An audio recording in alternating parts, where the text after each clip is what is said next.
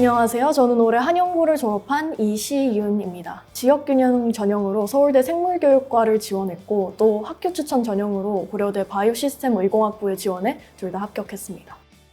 가장 먼저 비교과를 챙기기 위해 큰 노력을 했던 것 같습니다. 학교에서 진행하는 여러 활동들이 있었는데 과학 탐구 실험이나 경시대회, 독서 토론대회도 있었는데 최대한 참여하려고 노력을 했습니다. 내신은 단거리 경주이고 또 수능은 긴 마라톤이라고 생각했습니다. 그랬기 때문에 3학년 1학기에 내신으로 후반을 길렀습니다. 그렇기 때문에 수능에서 큰 실수 없이 잘 해낼 수 있었던 것 같습니다.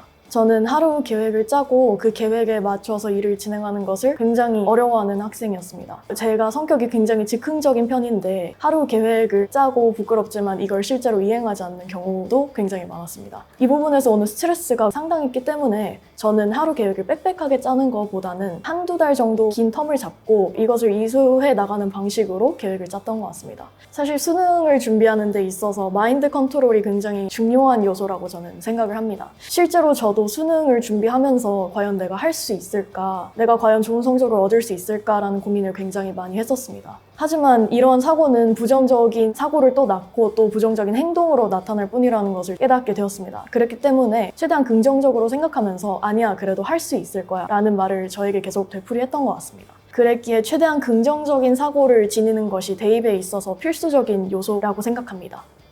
수학은 양치기, 문제 푸는 스킬 두 개가 적절하게 혼합되어야 한다고 생각합니다. 문제를 많이 푸는 것도 중요하지만 내신 시험이 시작되기 전까지 한 문제를 푸는 데 있어서 거기까지 도달하는 여러 풀이 방법과 가장 짧게 풀 수 있는 방법들을 체화해서 완벽하게 익히는 것이 중요하다고 생각했기 때문에 이런 방식으로 공부를 진행했습니다. 내신을 준비하는 데 있어서 가장 중요한 것은 국어에서는 꼼꼼함이라고 생각을 했습니다. 학교 부교재와 또 교과서 시험 범위를 최대한 꼼꼼하게 공부하는 방식으로 진행했습니다. 제가 3학년 때 엄매 부교재가 마더텅이었는데 이 마더텅의 시험 범위가 굉장히 많을 때가 있었습니다. 가장 많았을 때가 150페이지 정도 됐는데 많다고 생각하지 않으면서 해석에 있는 개념들을 하나하나 읽어보면서 모르는 개념들을 따로 적어나가서 단거나 했습니다. 그리고 내신 직전까지 이 노트를 계속 읽어보면서 개념들을 암기해 나가는 방식으로 공부했습니다. 실제로 3학년 1학기 중간고사가 엄매가 굉장히 어렵게 나와서 1컷이 낮았었던 적이 있습니다. 이 방법으로 공부했기 때문에 거기서 무너지지 않을 수 있었던 것 같습니다. 과탐은 학교에서 나눠주는 자체 교재와 부교재 그리고 기출을 병행했던 것 같습니다. 한영고 내신의 가장 큰 특징이 물화생지 전부 학교에서 자체적으로 만든 교재가 있다는 점이었는데 여기서 문제가 나올 때가 굉장히 많았습니다. 그리고 기출도 병행하는 것이 중요하다고 생각해서 기출을 돌리면서 학교 부교재에 있는 모든 문제들을 외우는 방식으로 공부했던 것 같습니다. 특히 물리 1 같은 경우는 수능 기출이나 평가원 기출 중에 있는 킬러 문제들을 서술형으로 내는 경우가 많았기 때문에 이 점을 대비해서 기출 공부를 꼼꼼히 했습니다.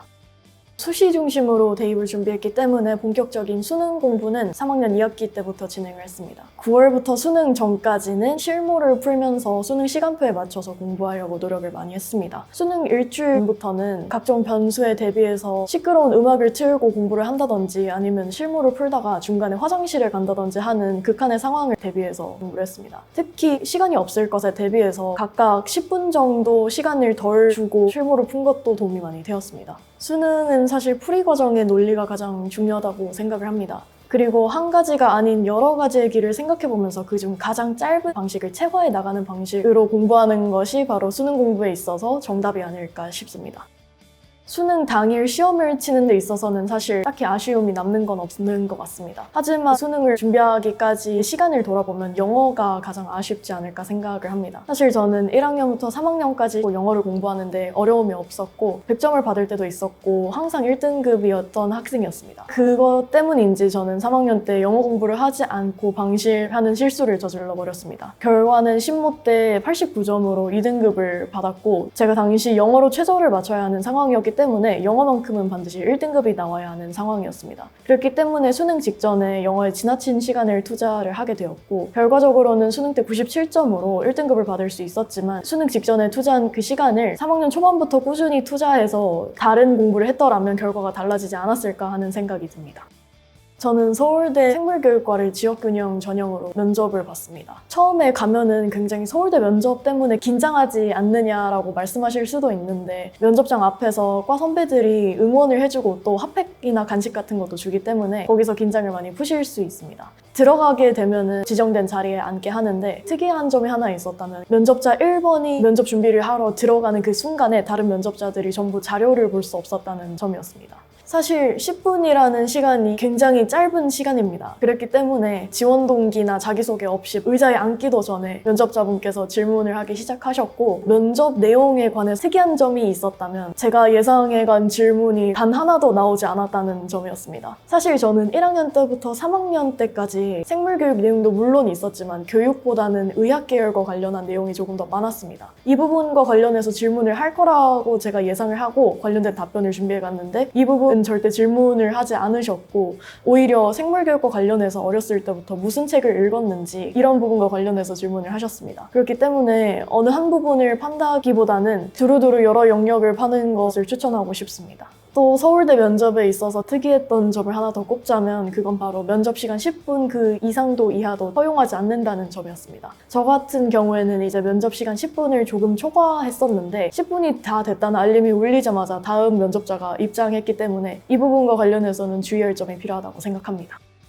고등학교 2학년 1학기부터 다녔습니다. 사실 2학년과 3학년 때 내신과 수능 준비를 어디서부터 어떻게 해야 할지 감이 안 잡히는 상황이었는데 유수연 선생님께서 이 부분에 관련해서 자세히 알려주셔서 좋았던 기억이 있습니다. 그리고 9주 2배 모의고사를 통해서 난이도 있는 모의고사를 주기적으로 풀면서 이 부분과 관련해서 감을 기르고 또한 여기서 얻어가는 것도 많았기 때문에 이 부분도 좋았던 것 같습니다.